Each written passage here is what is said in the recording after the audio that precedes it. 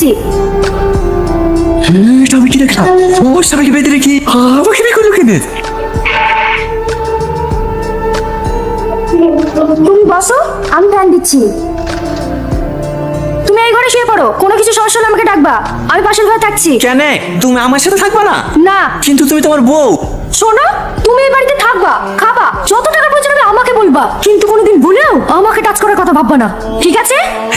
ঠিক আছে। Good boy. একটু বসো, রাতের খাবার দিয়ে যাবে।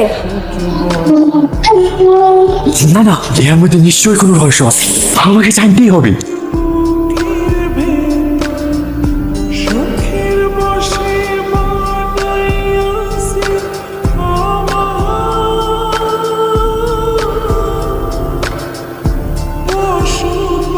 আপনাকে বেঁধে রেখেছে কেন? আমি ওর বিশ্বাস নিয়ে গেল ফিরেছি, তাই আমাকে শাস্তি দিচ্ছে। মানে আজকে অফিসে না গেলে হতো না? জোর পাগলি, জরুরি মিটিং আছে, অফিসে না গেলে হয়? ঠিক আছে যাও, কিন্তু তাড়াতাড়ি চলে আসবা। আচ্ছা ঠিক আছে, চেষ্টা করব। চেষ্টা করবো না, আসতেই হবে। আচ্ছা আচ্ছা ঠিক আছে।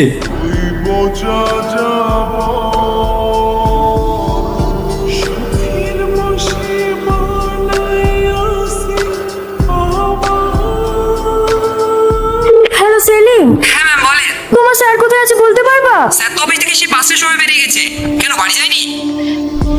ম্যাম, রাত 10টা বেজে গেছে, আর কতক্ষণ বসে থাকবো? আমি বাড়ি চলে গেলাম। ঠিক আছে যা। হ্যাঁ বল। স্যারের গাড়ি তো সাথীদের দিতে বাড়ির সামনে আছে।